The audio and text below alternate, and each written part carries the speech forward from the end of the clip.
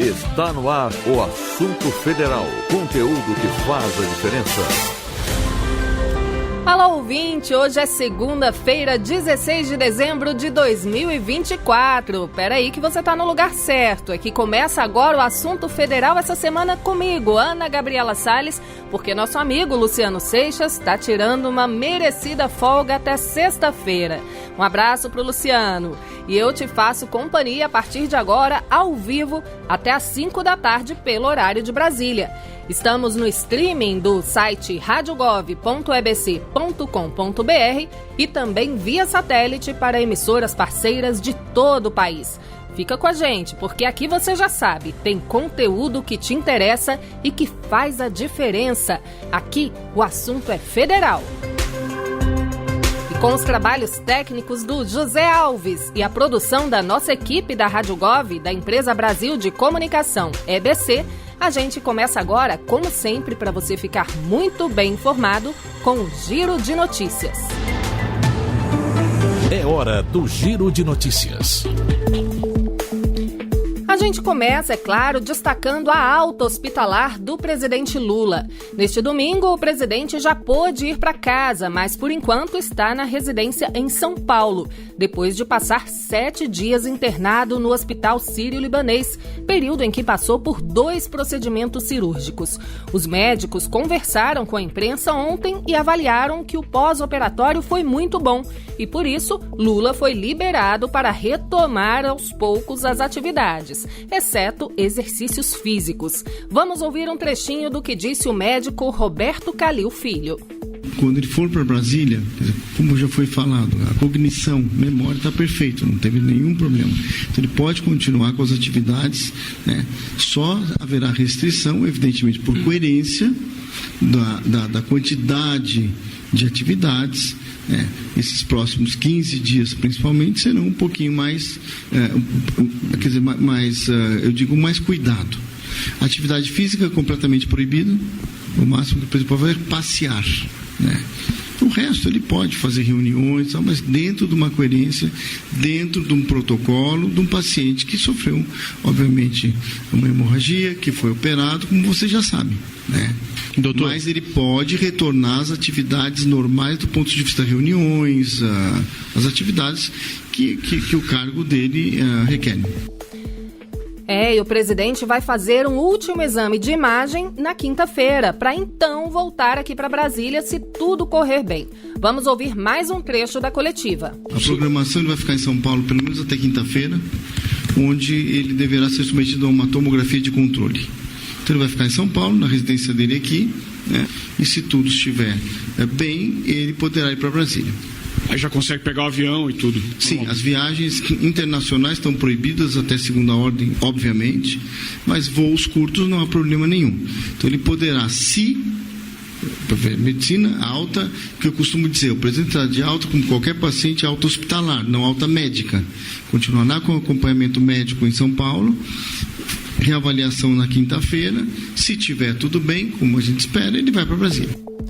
O doutor Calil Filho falou aí sobre autorização para viagens curtas de avião, né? O presidente Lula chegou a afirmar que a próxima viagem confirmada dele para o exterior é só em março do ano que vem, para o Japão. Então, daria tempo suficiente aí para essa recuperação completa.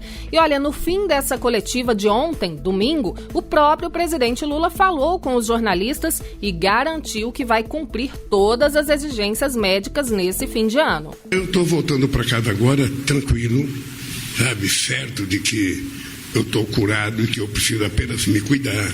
Eu não posso fazer esteira numa velocidade de atleta, que eu não sou atleta. Eu preciso parar de fazer musculação um tempo. Eu preciso ficar pelo menos uns 60 dias mais ou menos tranquilo, mas posso voltar a trabalhar normal. Eu vou apenas ficar com cuidado até em casa na quinta-feira aqui em São Paulo.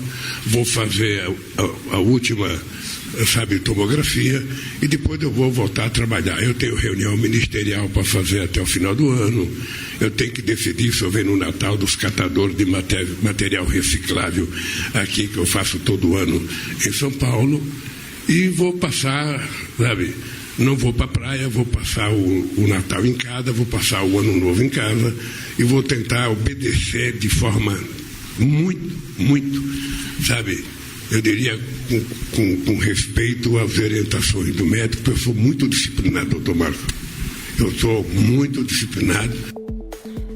Requer todo o cuidado, né? E o presidente levou a sério essa autorização à volta ao trabalho, porque nesse dia seguinte à alta, hoje, segunda-feira, o presidente já recebeu o ministro da Fazenda lá na residência dele em São Paulo para debater projetos prioritários no Congresso Nacional. O ministro Fernando Haddad atualizou Lula sobre a tramitação de medidas fiscais, da reforma tributária e do orçamento para 2025, todos em análise no Congresso. Vamos ouvir o ministro, que conversou com a imprensa na saída desse encontro com o presidente. Eu tive um despacho relativamente longo aqui do presidente. O presidente está muito bem disposto, tivemos um despacho absolutamente tranquilo, falamos sobre vários assuntos, expus para ele a situação da reforma tributária, o estado da arte, o que está para ser decidido pela Câmara, agora em caráter definitivo. Também tratamos das questões das medidas fiscais, também apresentei para ele os relatores, como é que a gente está tentando encaminhar, a necessidade de votação essa semana, e alguns projetos das reformas microeconômicas também que precisam ser votadas essa semana. Confesso a vocês que me surpreendi com a disposição do presidente. Está muito tranquilo, despacho absolutamente normal, está corado, está bem. Opa, atualizado então o estado de saúde do presidente Lula, que já cumpre aí uma agenda de trabalho na residência em São Paulo, vamos mudar um pouquinho de assunto aqui no Giro de Notícias, porque a gente está na contagem regressiva para o Natal, né? Falta praticamente uma semana para a véspera de Natal, que todo mundo se reúne, né? Troca presentes. Então, esse é o momento em que shoppings e comércios estão lotados. E para proteger os consumidores, o Inmetro, Instituto Nacional de Metrologia, Qualidade e Tecnologia, intensificou a fiscalização com a Operação Natal Seguro. Diego Freitas conta pra gente. O Instituto Nacional de Metrologia, Qualidade e Tecnologia, o Inmetro, realizou entre os dias 2 e 6 de dezembro a Operação Natal Seguro, a ação nacional que fiscalizou mais de 262 mil produtos em todo o Brasil. A iniciativa teve como foco brinquedos, bicicletas infantis e luminárias natalinas, itens amplamente adquiridos neste período. Irregularidades foram encontradas em quase 5% das luminárias do tipo pisca-pisca, o que reforça a importância de coibir a venda de produtos inseguros ou sem certificação. Além de verificar se brinquedos e bicicletas passaram pela avaliação de conformidade, a ação também garantiu que luminárias tivessem informações essenciais, como identificação do fabricante, país de origem e número do CNPJ, tudo em português. Vale lembrar que estabelecimentos flagrados com produtos fora das normas estão sujeitos a multas de R$ 100 a R$ 1.500.000. O Inmetro orienta os consumidores a verificar sempre o selo de certificação nos produtos e denunciar irregularidades à ouvidoria, por meio do site oficial ou do telefone 0800 285 1818, da agência Rádio Gov em Brasília, Diego Freitas. Opa, e por falar em Natal, a Bolsa de Valores e o Tesouro Direto lançaram um cartão pré-pago que permite presentear com títulos públicos, facilitando o acesso a investimentos e promovendo a educação financeira. É o Gift Card B3. Lademir Filipim explica.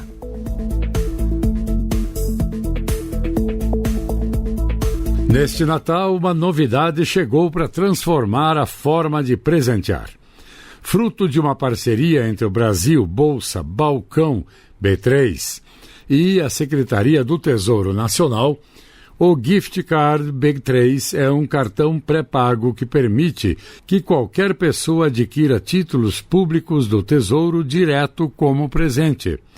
Com valores de até R$ 5.000 por mês, o Gift Card pode ser obtido no site do Tesouro e é uma alternativa inovadora para quem deseja investir no futuro de amigos e familiares. O beneficiário do cartão poderá escolher o título público de preferência, utilizando a plataforma gov.br e corretoras habilitadas. Além disso, o Gift Card oferece a possibilidade de resgatar ou até trocar os papéis escolhidos.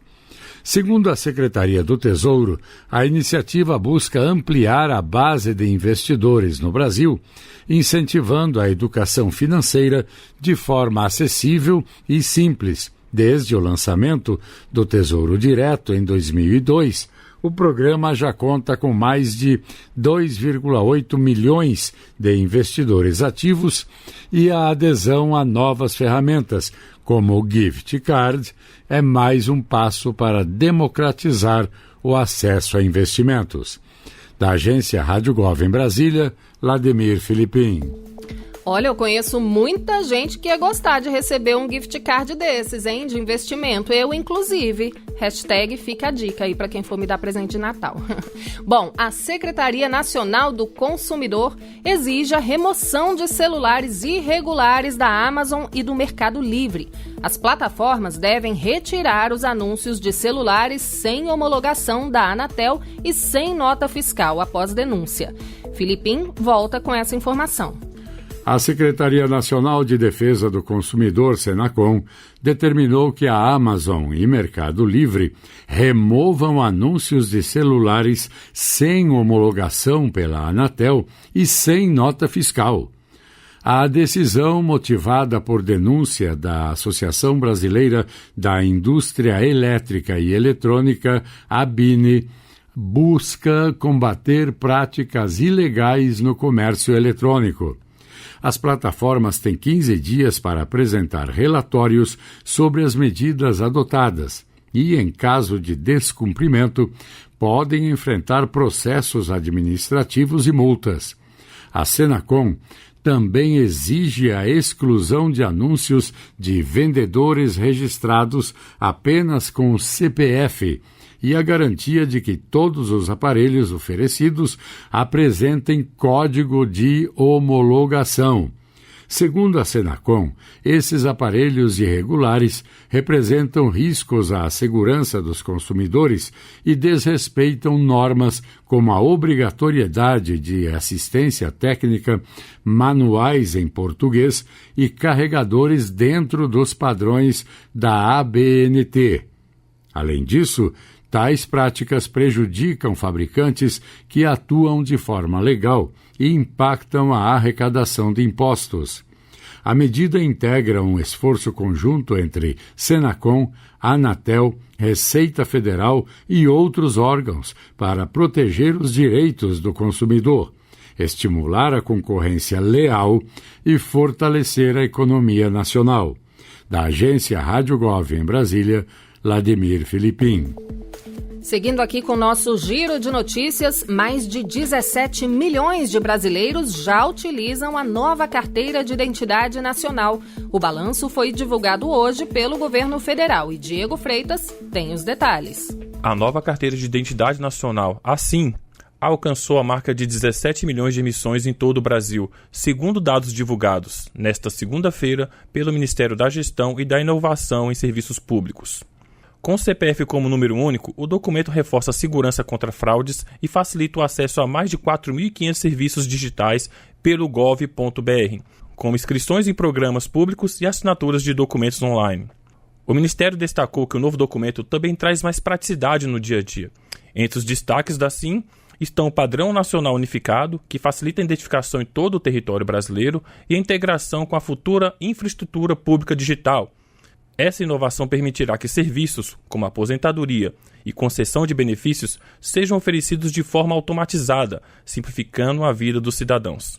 A pasta informa ainda que todos os brasileiros têm até 2032 para realizar a troca do novo documento, e a primeira via é gratuita. Para solicitar assim, basta acessar gov.br/identidade e seguir as orientações disponíveis. Da agência Rádio Gov, em Brasília, Diego Freitas.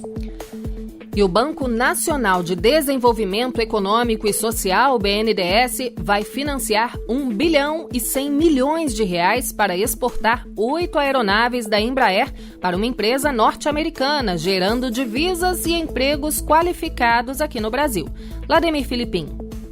O Banco Nacional de Desenvolvimento Econômico e Social, BNDES, aprovou o financiamento de R$ 1 bilhão e 100 milhões de reais para exportar 8 jatos comerciais da Embraer para a Azorra, empresa norte-americana de arrendamento de aeronaves. Os aviões devem ser entregues até dezembro de 2025 e já integram a carteira de encomendas da Embraer. A operação vai ser realizada por meio do programa BNDES Exim pós-embarque, com pagamentos da Azorra em dólares, o que gera divisas nessa moeda para o Brasil. Além disso, segundo o banco, o financiamento contribui para a manutenção de empregos qualificados no setor aeronáutico brasileiro, reforçando a competitividade global da Embraer. Pela primeira vez, o financiamento vai contar com a garantia do seguro de crédito privado da Itasca, que cobre 100% do crédito durante o prazo da operação. Segundo Aloysio Mercadante, presidente do BNDES, a parceria com a Embraer fortalece o setor tecnológico nacional e abre novos mercados internacionais. Vale lembrar que em 2024 o BNDES já financiou a exportação de 56 aeronaves da Embraer para diversas regiões, o que consolida a importância do apoio estratégico do banco para a competitividade da empresa frente a concorrentes globais. Da agência Rádio Gov em Brasília, Vladimir Filipim. Vamos falar agora de Amazônia Legal, porque saiu um balanço das ações de combate aos crimes ambientais na região. Estefânia Lima conta pra gente. A operação de desintrusão da terra indígena Munduruku, no Pará, avançou no combate ao garimpo ilegal e crimes ambientais, segundo informações da Casa Civil da Presidência da República. Desde novembro, quando começou, a operação realizou mais de 300 ações. Entre elas, a destruição de equipamentos e apreensão de escavadeiras e outros veículos usados pelos criminosos. No âmbito do Plano Amazônia, a Polícia Rodoviária Federal também bateu recordes esse ano. Segundo o balanço da PRF, de janeiro até 13 de dezembro, foram 2.130 ocorrências ambientais, com a apreensão de 43 quilos de ouro, 29 mil metros cúbicos de madeira e resgate de 552 animais silvestres. Ao todo, mais de 24 mil pessoas e 23 mil veículos foram fiscalizados nos 9 estados da Amazônia Legal ao longo do ano. Com supervisão de Ana Gabriela Salles, da agência Rádio Gov em Brasília, Estefânia Lima. O aeroporto Salgado Filho, em Porto Alegre, capital gaúcha, retomou hoje mais alguns voos domésticos e anunciou a retomada de voos internacionais essa semana. Estefânia Lima volta com essas informações. O aeroporto Salgado Filho, em Porto Alegre, no Rio Grande do Sul, retomou os voos domésticos para Salvador e Recife nesta segunda-feira. A informação é da Fraport Porto Alegre, concessionária responsável pela gestão do terminal. O aeroporto foi completamente fechado em maio por causa das enchentes que afetaram o estado. Depois de passar por diversas reformas, incluindo a pavimentação da pista de pouso e decolagem, que agora possui 3.200 metros, retornou gradualmente às atividades em outubro. De acordo com o Ministério de Portos e Aeroportos, os voos internacionais também voltam a operar no Salgado Filho a partir desta quinta-feira, 19 de dezembro. Em janeiro de 2025, a companhia aérea Latam vai retomar as rotas para Lima, no Peru, e Santiago, no Chile. Em março, a Aerolíneas Argentinas vai retomar a rota para Buenos Aires e a TAP vai confirmar voos para Lisboa, em Portugal, segundo o Ministério. Com supervisão de Ana Gabriela Salles, da agência Rádio Gov em Brasília, Estefânia Lima. E uma última notinha aqui no nosso Giro de Notícias. Hoje começou a Blitz da telefonia móvel em Boa Vista, Roraima. Aparelhos estão fazendo a medição da qualidade dos sinais 4G e 5G oferecidos pelas operadoras na região. Ainda durante essa semana, segundo o Ministério das Comunicações, serão vistoriados 21 pontos na cidade com o objetivo de medir a qualidade do sinal e a velocidade de conexão das 3 maiores operadoras do país. A Blitz é uma parceria com a Agência Nacional de Telecomunicações, a Anatel, e as empresas terão 6 meses para corrigir as falhas que eventualmente forem encontradas. A gente conta para você sempre que ocorrer a Blitz de telefonia aí na sua cidade. É só ficar ligado aqui no Assunto Federal. Assunto Federal. Agora é hora de saber como está o tempo em todas as regiões do país. Roda aí a previsão pra gente, Zé. Previsão do tempo para segunda-feira, 16 de dezembro. Região Centro-Oeste. Em Brasília, capital federal, segunda-feira com muitas nuvens, pancadas de chuva e trovoadas isoladas. Os termômetros registram mínima de 18 e máxima de 27 graus. A umidade do ar fica entre 95% e 60%. Alto Paraguai, em Mato Grosso, celebra aniversário com céu nublado, pancadas de chuva e trovoadas isoladas. A temperatura varia de 23 a 30 graus. A umidade do ar registra de 100 a 70%. Região Nordeste. Em João Pessoa, na Paraíba, muitas nuvens com possibilidade de chuva isolada ao amanhecer. Os termômetros marcam mínima de 26 e máxima de 31 graus. A umidade do ar vai de 85% a 45%. Caicó, no Rio Grande do Norte, comemora aniversário com muitas nuvens, sem previsão de chuva. A temperatura oscila de 23 a 38 graus e a umidade do ar marca de 80% a 30%. Região Norte. Rio Branco, no Acre, tempo nublado com pancadas de chuva e trovoadas isoladas nesta segunda-feira. A temperatura mínima é de 23 e a máxima de 32 graus. A umidade relativa do ar vai de 96% a 70%. Irituia, no Pará, celebra aniversário com muitas nuvens e possibilidade de chuva isolada. A temperatura oscila de 23 a 36 graus e a umidade do ar fica entre 100% e 40%. Região Sudeste. Na cidade do Rio de Janeiro, tempo nublado com pancadas de chuva e trovoadas à tarde e à noite. A temperatura mínima é de 21 e a máxima 32 graus. A umidade do ar vai de 100% a 55%. Na capital, São Paulo, tempo nublado com chuva isolada. A temperatura varia entre 17 e 29 graus. E a umidade relativa do ar vai de 95% a 35%. Região Sul. Em Curitiba, no Paraná, segunda-feira de muitas nuvens, com possibilidade de chuva isolada. A temperatura mínima é de 13 e a máxima de 24 graus. A umidade relativa do ar vai de 90% a 40%. Osório, no Rio Grande do Sul, celebra aniversário com tempo nublado e chuva isolada. Os termômetros registram mínima de 16 e máxima de 23 graus. A umidade do ar vai de 100% a 60%. Você ouviu a previsão do tempo para esta segunda-feira, 16 de dezembro, com informações do INMET, o Instituto Nacional de Meteorologia. Da agência Rádio Gov, em Brasília, Vladimir Filipim.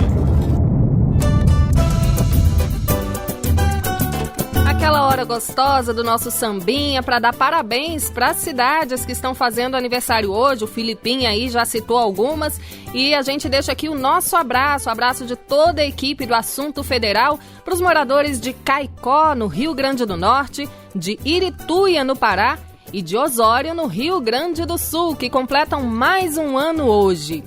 Bom, e eu seguindo, claro, né, a tradição do Luciano Seixas, separei com a ajuda aqui do nosso amigo, nosso produtor, o Everson Paulino, as informações do Comunica BR sobre essas 3 cidades aniversariantes. Fica ligado aí, porque é muita curiosidade, muita informação para você saber como o dinheiro público está sendo investido aí na sua cidade, né?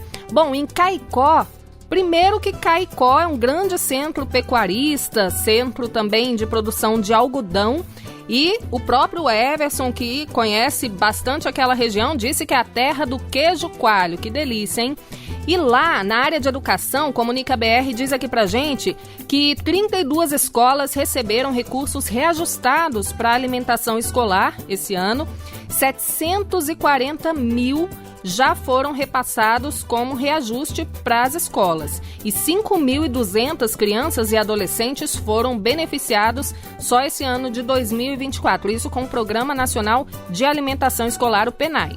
Também tem lá na cidade de Caicó o programa Dinheiro Direto na Escola, que já repassou mais de 260 mil reais, né, do governo federal para as escolas realizarem compras de pequeno valor em 2024. E 45 escolas foram beneficiadas lá em Caicó com esses repasses. Na área da saúde, um destaque aqui para a farmácia popular, aquela farmácia que a gente pega o medicamento sem precisar, né, desembolsar nenhum valor. 7.200 pessoas foram beneficiadas pelo programa em Caicó esse ano e 5.500 pessoas retiraram medicamentos gratuitos. E no Brasil Sorridente, né, para a população ficar aí com a saúde bucal em dia, 24 equipes atuam no município com custeio federal. Vamos para Irituia, lá no Pará? Na área de agricultura, o Comunica BR mostra aqui pra gente que 7 contratos de empréstimos para financiar a produção do agronegócio estão em andamento lá na cidade de Irituia e 2 milhões de reais já foram concedidos em 2024 com essa finalidade. Também tem apoio para os agricultores familiares lá de Irituia, 61 contratos do PRONAF, que é o Programa Nacional para o Fortalecimento da Agricultura Familiar, foram assinados para financiar a agricultura familiar esse ano. Também tem lá em Irituia o Programa de Aquisição de Alimentos, o PAA. 38 agricultores familiares venderam alimentos diretamente para o governo federal esse ano e mais de 126 mil reais foram arrecadados em vendas diretas de alimentos para o governo federal em 2024. Agora, lá do Pará, a gente vai para o sul do país, porque Osório também está fazendo aniversário. Lá em Osório é conhecido como a cidade das lagoas. São mais de 23 lagoas que o Everson apurou aqui pra gente. Deve ser cada uma mais bonita que a outra, né? Bom, lá tem a transferência para o cidadão. 3.300 famílias são beneficiadas com o programa Bolsa Família no município. E o valor médio desse benefício é de R$ 693,90. Bom, na área da cultura, Osório teve liberado aí R$ 420.800 para fomentar a produção cultural no município. E na área da saúde, 4 médicos atuam pelo programa em todo o município. Bom, também tem 16 unidades básicas de saúde funcionando com repasses do governo federal e 10 equipes de saúde da família atuando também com dinheiro público. É bom para você ficar sabendo tudo o que acontece, é uma prestação de contas que a gente faz aqui para você, aí na sua cidade. Sobe esse sambinha aí, Zé. Fiquei até sem fôlego, gente. Tenho que aprender com o Luciano, viu? Olha só, você ainda vai ouvir aqui no Assunto Federal muita informação. Vamos ouvir uma matéria especial sobre o queijo Minas. Quem não gosta, né, de queijo Minas? E também, em primeira mão, os destaques da Voz do Brasil de hoje. Agora em Brasília, 4h29. Alô, ouvintes da Rádio Gov, eu sou o ministro Valdez Góes, da Integração e Desenvolvimento Regional, e aproveito aqui para desejar sucesso a este novo canal de comunicação, de interatividade, de entretenimento e de informação para você. Então fique ligado, viu? É coisa boa e coisa nova. Aqui é o Jader Filho, ministro das Cidades. Eu quero desejar um grande sucesso para a Rádio Gov, que vocês possam levar a boa informação, a boa música, aí informando a toda a população desse imenso Brasil. Alô, ouvintes da Rádio Gov, aqui é a Aniele Franco, ministra da Igualdade Racial, e eu tô passando aqui para parabenizar pela estreia da Rádio Gov. Aqui quem fala é o ministro Jorge Messias, da Advocacia Geral da União. Desejo sucesso pleno à Rádio Gov, que vocês possam ouvir muitas informações, as notícias aqui da Rádio Gov, notícias de qualidade, notícias confiáveis para vocês no dia a dia. Olá, Rádio Gov, eu sou Márcio Macedo, ministro da Secretaria-Geral da Presidência da República. Eu quero desejar sucesso para a Rádio Gov, que já está no coração do brasileiro e da brasileira, fazendo um sucesso grande, dialogando com mentes e corações do nosso país. Sucesso e parabéns pela programação. Rádio Gov, tudo o que você precisa saber. Olha só, no último sábado foi o dia D de combate à dengue. E você fez a sua parte aí na sua casa, na sua região?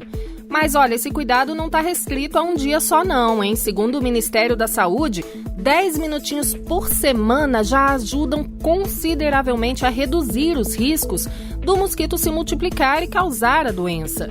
A gente traz aqui algumas dicas práticas para você adotar em casa agora, porque nunca é demais lembrar. Roda aí, Zé Alves.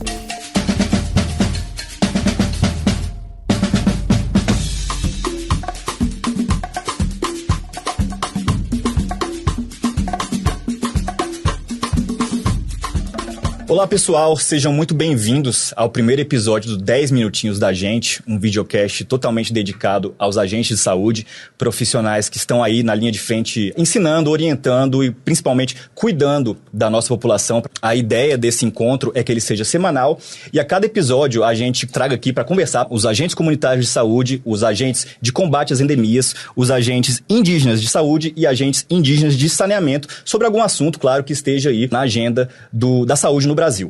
Para esse primeiro episódio, a gente não poderia deixar de falar sobre a dengue. Então, a gente vai conversar aqui, trocar uma ideia, detalhar um pouco da situação na doença do Brasil, as principais formas de combater, né, e frear a disseminação, né, dessa enfermidade, né, no nosso país.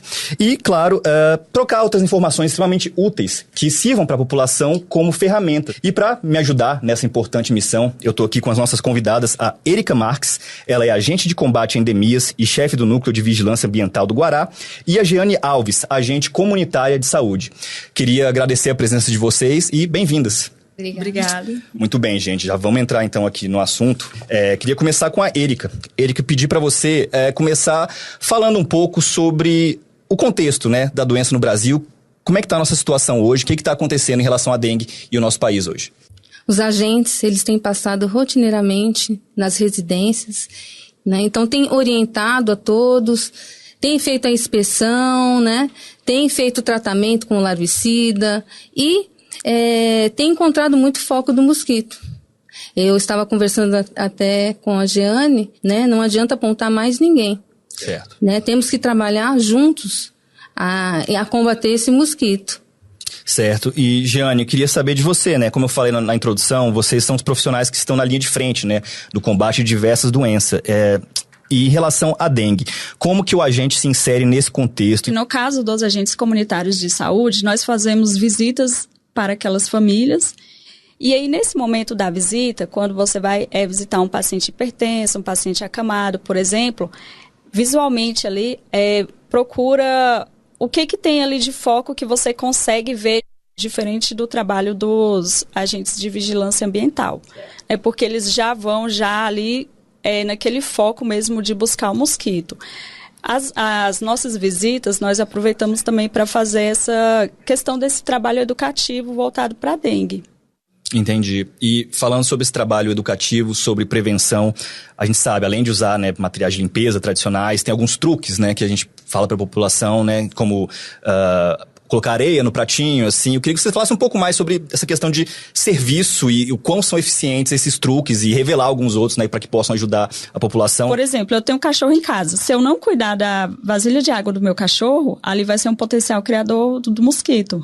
Né? Então, eu tenho que trocar aquela água ali diariamente, fazer a limpeza, né? Passar um sabãozinho, porque se não fizer isso, vai criar ali aquele mosquito ali. Usa um repelente, porque aí já diminui a chance do mosquito picar outras pessoas da sua família e passar a doença para outras pessoas, né? Caixa d'água está aberta, tem que tampar. Sua calha está suja, tem que fazer a limpeza, né? Na experiência de vocês, Érica, você pode responder essa, existe alguma resistência da população em receber vocês? Como que o agente lida com essa resistência para fazer a pessoa entender que é importante essa visita, né? Que vai fazer bem para ela e para a comunidade? É um convencimento, tentar convencer, tem uns que não aceitam de maneira alguma. O nosso trabalho é preventivo. Certo. Então, por isso que nós passamos, orientamos, é uma coisa, às vezes, até repetitiva, né? Como é que funciona quando vocês vão à casa de uma pessoa e vem acho que essa pessoa pode estar com sintomas, qual o papel de vocês? Se a pessoa adoeceu, tem algum foco por perto, né? Vai de casa em casa para eliminar aquele foco, encontrar as larvas do mosquito e logo em seguida a gente faz a questão do fumacê, que são pequenas partículas que atingem o mosquito adulto e vai assim eliminando e minimizando naquela área. E não saiam daí, que logo em seguida temos o quadro Sua Vez. Sua Vez.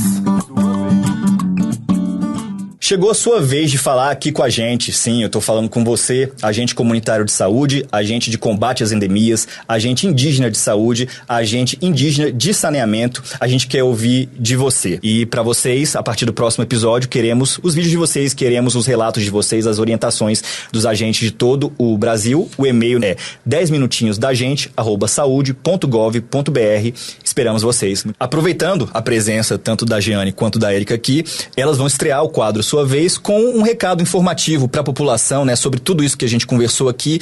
O que de mais importante você tem a dizer em relação à orientação para ajudar a população a combater o mosquito da dengue? 10 minutos.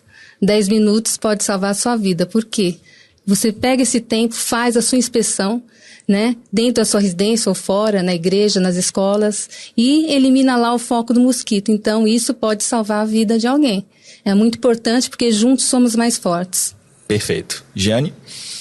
Então, quando você estiver indo, por exemplo, ao mercado, que você for a pé, já vai ali olhando aqueles possíveis locais que possam ser criadouros e notificar, ou seja, a unidade básica de saúde, ou então a administração regional, né?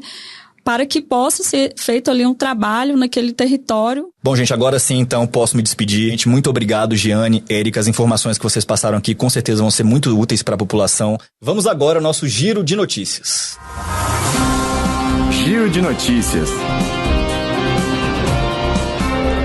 No Giro de hoje, a gente vai seguir focados no combate à dengue. O assunto é o 10 minutos contra a dengue. Mais uma ação do Ministério da Saúde que faz parte da campanha nacional Brasil Unido contra a Dengue. Nessa campanha, diversos influencers, artistas e personalidades dão dicas de prevenção que são cruciais para a eliminação dos criadouros do Aedes aegypti, o mosquito transmissor da dengue. Como o próprio nome diz, né, essa ação basta separar 10 minutinhos da sua rotina para se dedicar à tarefa que pode fazer toda a diferença. Para saber quais são essas dicas, você acessa todas as redes do Ministério da Saúde e lá você vai encontrar gente de muito peso, né, como o Djonga, o Danley Ferreira, a Letícia Colli, muita gente de peso, né, que está aí reforçando, né, essa luta aí contra a dengue. É uma ação muito importante para lembrar que os cuidados com a nossa casa, com os ambientes que a gente ocupa e frequenta, são de suma importância para ajudar a frear a disseminação da dengue, pois, segundo os dados do terceiro levantamento rápido de índice de infestação por Aedes aegypti e do levantamento do índice amostral de 2023, cerca de 75% dos criadouros do mosquito transmissor estão nos domicílios. Então não dá para vacilar. Outro dado importante sobre a campanha nacional Brasil Unido contra a Dengue é que o Ministério da Saúde já repassou 256 milhões para todo o país, em uma ação de reforço do enfrentamento da doença. Além disso, a pasta qualificou cerca de 12 mil profissionais de saúde, entre médicos e enfermeiros, para atuarem na vigilância e controle da doença. Outros esforços dizem respeito ao reabastecimento dos testes diagnósticos de controle da dengue. Foram distribuídas cerca de 126 mil reações de teste sorológico, além de aproximadamente 48 mil unidades de exames de biologia molecular. E para finalizar, continua a vacinação contra a dengue no Sistema Único de Saúde, o primeiro sistema público a oferecer a vacina de forma gratuita. Lembrando que o esquema vacinal será composto por 2 doses com intervalo de 3 meses entre elas. Esse foi o nosso giro de notícias com algumas das ações do Ministério da Saúde para ajudar no combate contra a dengue. Antes de encerrarmos o videocast, nós temos alguns recadinhos para você, agente. Então, anote aí. Anote aí. Estão abertas as matrículas para o curso Vigilância e Controle de Vetores de Importância em Saúde Pública. O objetivo do curso é aprimorar os conhecimentos das equipes técnicas de controle vetorial com relação à biologia e comportamento dos vetores. O curso tem carga horária de 45 horas e é destinado a profissionais formados em ciências biológicas, engenharia, medicina veterinária e zootecnia, assim como profissionais dos quadros das secretarias estaduais e municipais de saúde que atuam nas áreas de gestão e execução das atividades de prevenção e controle vetorial. Mais detalhes sobre o curso e também o link para fazer a inscrição podem ser encontrados no site unasus.gov.br/cursos. Outra novidade é sobre o programa Saúde com a Gente, que agora é Mais Saúde com a Gente. A mudança no nome indica uma ampliação da oferta dos cursos técnicos para agentes comunitários de saúde e agentes de combate às endemias. Tudo com o objetivo de promover a qualificação profissional e fortalecer o vínculo com a população. É isso aí, pessoal. Nossos 10 minutinhos chegaram ao fim. Para você que ficou até aqui com a gente, esperamos que você tenha gostado e tenha se informado. Muito obrigado e até a próxima.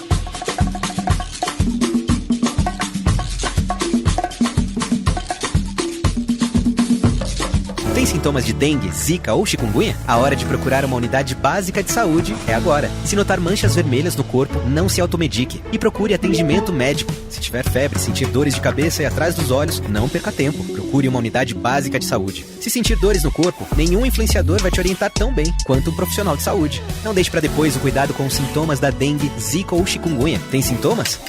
A hora de procurar uma unidade básica de saúde é agora. Ministério da Saúde, Brasil, União e Reconstrução. Agora 4h40 da tarde pelo horário de Brasília. E quem aí não gosta de um queijinho Minas? Eu, particularmente, amo. Você gosta, Zé? Ah, ele não só ama como quer um queijo agora. A gente vai ter que se virar num queijo Minas aqui pro Zé. Olha, no nosso país, essa iguaria deve ser quase unanimidade, eu tenho certeza disso. O trembão, como diria o mineiro. E, recentemente, as formas de produzir esse queijo tipicamente brasileiro foram reconhecidas como patrimônio cultural da humanidade. O Luciano Seixas contou isso aqui para você no Assunto Federal e agora a gente vai ouvir uma matéria especial sobre essa conquista. Em Minas Gerais se diz que o queijo é um ser vivo. Isso porque não há momento em que se possa apontar que ele esteja pronto, concluído. Desde a forma de criar as vacas, quase sempre soltas no pasto, até após a maturação, quando ele tem lugar cativo nas prateleiras das cozinhas mineiras, o queijo está sempre evoluindo, desenvolvendo novos sabores e texturas. Além disso, a iguaria se conecta profundamente com a cultura local, a música, outros alimentos, o modo de viver. O seu José Baltazar faz parte da 4ª geração da família a produzir queijo em Minas Gerais e conta como essa mistura acontece no cotidiano paciente e ancestral. Primeiro eu vou acender um fogãozinho a lenha, fazer café, né? Tomar um café, depois já sai, trata o curral, né? Já começa a montar as coisas e a ordenha já começa imediato. E ali terminou a ordenha já o leite na canjaria, com coalho. O processo para criar essa joia da culinária e cultura brasileira que une homem e natureza é agora reconhecido como um bem de toda a humanidade. A Unesco, órgão das Nações Unidas para Educação, Ciência e Cultura, reconheceu esse mês o modo de fazer o queijo mineiro artesanal como patrimônio cultural imaterial da humanidade. A candidatura para esse título foi apresentada pelo Instituto do Patrimônio Histórico e Artístico Nacional, o IFAM, ligado ao Ministério da Cultura. Mas o presidente do órgão, Leandro Graz, explica que ele foi alcançado pelos produtores locais. Trabalho de muitos anos, iniciado pelos produtores de queijo, que durante 3 séculos fizeram com que essa tradição permanecesse, nessa transmissão aos seus filhos, netos, bisnetos. E o que isso significa? Significa um maior compromisso de preservação, mais do que um título ou um status. E esse bem cultural, agora reconhecido como patrimônio da humanidade, passa a ter uma atenção não só do Brasil, mas do mundo inteiro. E entendendo que essa tradição, esses modos de fazer, vão muito além da própria cultura, estão enraizados em outras políticas públicas, como a promoção da agricultura familiar, a preservação ambiental, a promoção do desenvolvimento econômico local sustentável. O reconhecimento da ONU vai ajudar na preservação da memória e da cultura mineira de fazer queijo, na opinião da ministra da Cultura, Margarete Menezes. Esse alimento, né, tão precioso que reúne a agricultura familiar, preservação de saberes também, isso é muito importante, é realmente uma maneira muito especial da gente preservar a nossa memória e a nossa sabedoria do nosso povo, não é? Diferentes regiões de Minas Gerais produzem queijo de maneira artesanal a partir de leite cru e leveduras locais. Entre os mais famosos, os produzidos na Serra da Canastra, ao sul do estado, e o do Cerro, mais ao norte. Mas o produtor Marcos Ávila destaca que inúmeros municípios em todo o estado têm a economia movida pelas queijarias. Olha, o queijo em Minas Gerais é tão importante socialmente e economicamente que você tem municípios que vivem em função do queijo artesanal. Além de você ter a expressão cultural, você tem a expressão econômica e social muito marcante do queijo artesanal. De acordo com o governo de Minas Gerais, o estado possui cerca de 9 mil produtores de queijo Minas artesanal, gerando aproximadamente 50 mil empregos diretos e indiretos. Por ano, a produção chega a 40 mil toneladas, que movimentam 2 bilhões de reais. Reportagem Mariana Jungmann. Você está ouvindo o Assunto Federal, conteúdo que faz a diferença. E agora um recado para você saber como participar aqui do Assunto Federal com a gente. Manda aí, Thaísa! Olá, ouvintes e radialistas parceiros de todo o país. Aqui quem fala é Thaísa Vitória, da equipe Rádio Gov, e eu tenho um convite para você. Tá com dúvidas sobre algum programa do governo federal aí na sua cidade ou na sua região? Ou quer saber mais sobre algum benefício, obra ou recurso do governo? A gente faz a ponte entre a sua pergunta e a resposta de fontes oficiais. É o quadro Manda Aí. Basta enviar a sua dúvida para o WhatsApp 61 99645 7037. Vou repetir. 61 99645 7037. Manda aí uma mensagem de texto ou de áudio dizendo o seu nome, o nome da sua cidade e estado e a sua pergunta. A nossa produção vai atrás da resposta. Então, não perde tempo, manda aí. É isso aí, pessoal. A gente está aguardando a sua mensagem. Manda aí. Tá esperando o quê? Manda aí. Tá dado o recado, Filipim. A gente segue aqui com o nosso Assunto Federal em Brasília, 4 horas e 46 minutos. Bom, uma pesquisa mostra o aumento da misoginia no Brasil. O Ministério das Mulheres vai usar dados para definir novas políticas públicas de proteção às mulheres. Vamos saber mais informações com Luciana Colares de Holanda. Uma pesquisa inédita da Universidade Federal do Rio de Janeiro, realizada para o Ministério das Mulheres, revela que conteúdos misóginos na internet acumulam bilhões de visualizações. Criadores de conteúdo promovem ideais masculinistas, ou seja, usando termos ofensivos disfarçados de mensagens sobre desenvolvimento pessoal masculino. Foram analisados 76 mil vídeos de cerca de 7.800 canais, com mais de 4 bilhões de visualizações e 23 milhões de comentários. O objetivo da pesquisa é traçar um panorama da misoginia no mundo digital para ajudar a nortear as políticas públicas de combate ao ódio e à violência de gênero na internet e fora dela. E é um dos instrumentos para tentar atingir a meta feminicídio zero, prioridade do governo federal, como explica a ministra das Mulheres, Cida Gonçalves. Nós precisamos falar com os homens, nós vamos estar no carnaval também com feminicídio zero, e o ano que vem é definir novas estratégias para que nós possamos também enfrentar esse tipo de ódio. A responsabilização das redes sociais por conteúdos de seus usuários está em discussão no Supremo Tribunal Federal. Ainda assim, o governo federal defende um diálogo mais estreito com a Corte e o Ministério Público Federal. É o que destaca o secretário de Políticas Digitais da Secretaria de Comunicação da Presidência da República, João Brant. Nós precisamos, de fato, de novas regras para que possa se avançar nessa direção de proteção de direitos, aqui especialmente de meninas e mulheres no ambiente digital. A advogada, que também é especialista em questões de gênero, Isabela Jamar, afirma que o aumento dos casos de violência contra a mulher tem a influência da disseminação de conteúdo misógino nas redes. O que esse discurso ele faz? Ele simplesmente empodera esses homens para praticarem, para sair do campo virtual e praticar a violência real. O relatório Golpes, Fraudes e Desinformação na Publicidade Digital Abusiva contra Mulheres teve como foco as redes sociais e plataformas Facebook, Instagram, Messenger e Audience Network. Reportagem Luciana Colares de Holanda. Momento Serviço. A Caixa Econômica Federal começou a pagar hoje o Pronace 2, o programa que oferece bolsas de qualificação para profissionais da segurança pública.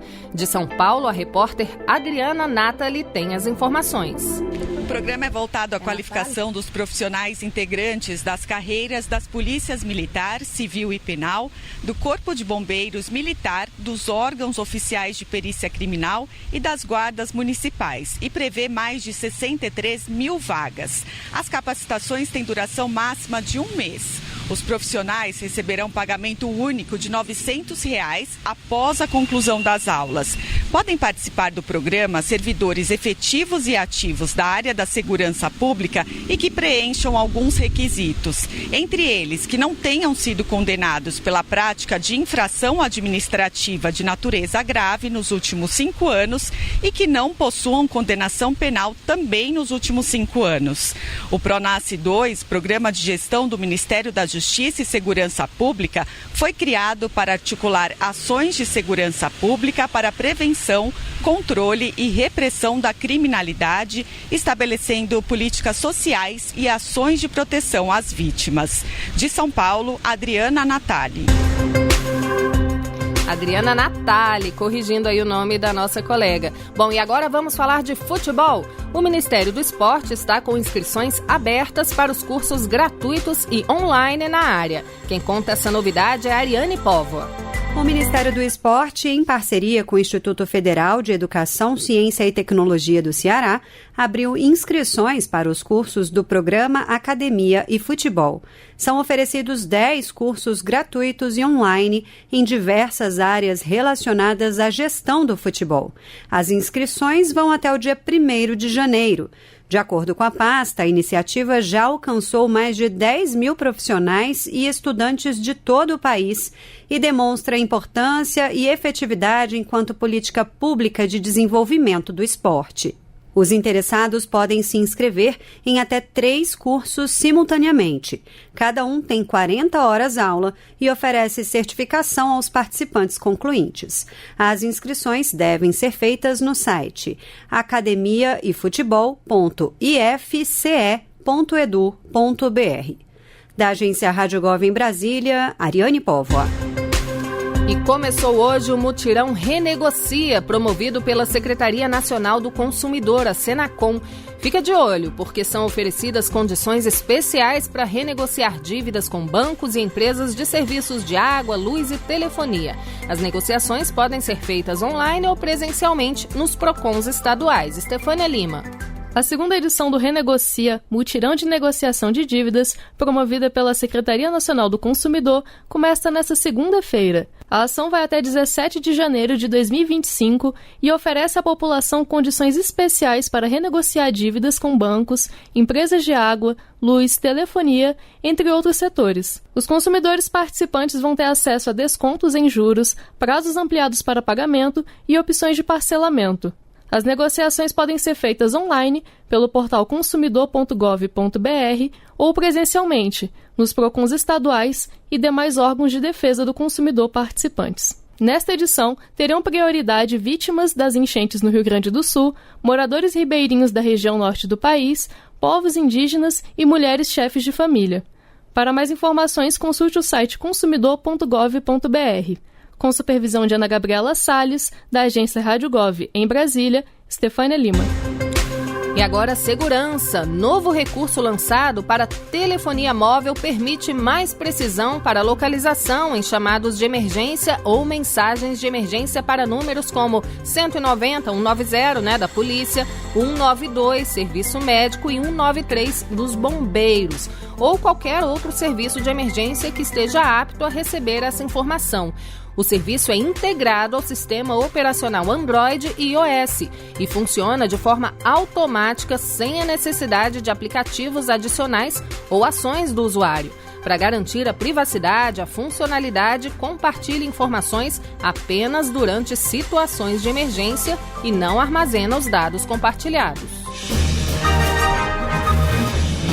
Opa, chegou a hora da gente receber aqui nossa colega editora-chefe da Voz do Brasil, Mariana Jungmann, que todo dia traz pra gente em primeira mão os destaques da Voz do Brasil. E hoje o Luciano Seixas não tá aqui, não tá na Voz também, né, Mari? Mas conta pra gente o que vai ser destaque hoje. Boa tarde. Oi, Ana Gabriela, boa tarde pra você, pros ouvintes da Rádio Gov. Pois é, hoje o Luciano me abandonou, tá de folga, mas eu vou apresentar a Voz do Brasil logo mais com Nazi Brum. E a gente vai falar, Ana Gabriela, de um repasse histórico que está sendo feito pelo Ministério da Educação para o transporte escolar aquaviário, os barcos escolares.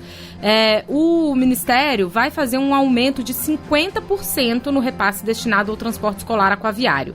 Esse valor adicional vai ser de 32 bilhões de reais e vai ser destinado a 733 municípios para atender 305 mil alunos. Bacana, principalmente no norte do país, né, Mari? Os ribeirinhos. Justamente, na região amazônica, Ana Gabriela, é onde justamente a gente tem a maior dificuldade de transporte escolar rodoviário.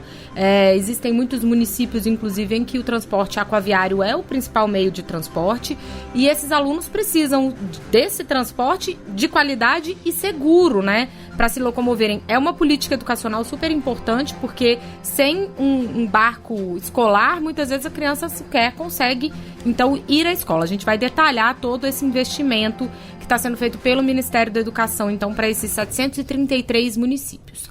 A gente vai falar também, Ana Gabriela, do retorno ao trabalho hoje do presidente Lula. O presidente recebeu alta hospitalar nesse fim de semana, né? Recebeu alta ontem e hoje ele está em São Paulo, já está trabalhando. Ele ainda não está autorizado a vir a Brasília, porque vai precisar fazer ainda alguns exames complementares essa semana, mas já está em São Paulo recebendo ministros, já esteve com o ministro da Fazenda, Fernando Haddad, hoje mais cedo. Discutiram a pauta do governo no Congresso, essa pauta prioritária. A gente está na última semana aí de trabalhos do Congresso Nacional, o governo correndo para aprovar seus projetos prioritários. Então, o presidente da República já está recebendo seus ministros e discutindo tudo isso com eles. Está trabalhando bastante, ele só não pode fazer ginástica, como diz ele, né? Exatamente. Pode trabalhar, mas não pode correr nem fazer musculação, né? É verdade. Então, 7h, todas essas informações na Voz, né, Mari? Daqui a pouquinho, Ana Gabriela, 7h em todas as rádios do país. Obrigada, a gente espera amanhã aqui no Assunto Federal de novo.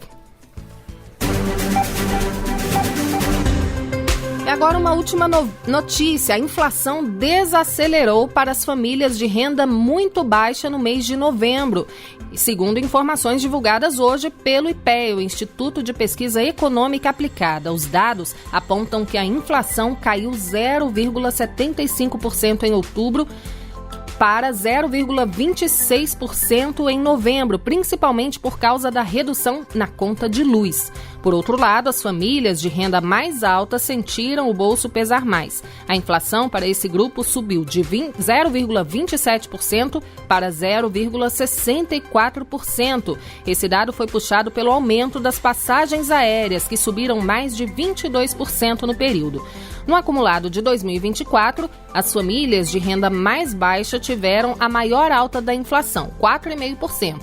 Já as famílias de renda alta tiveram a menor, 3,86%. Todas essas informações você encontra lá no site do ipea.gov.br.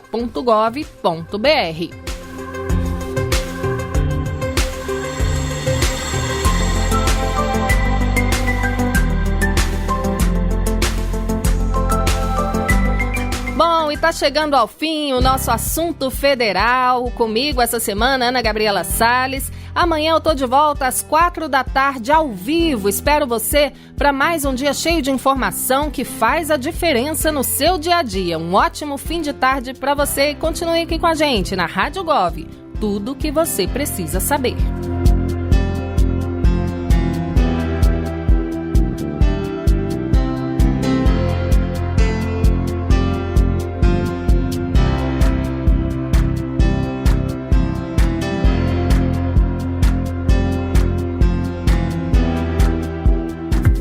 Você acabou de ouvir o Assunto Federal com Luciano Seixas, uma produção da Rádio Gov, da empresa Brasil de Comunicação, EBC, de segunda a sexta, às 16h.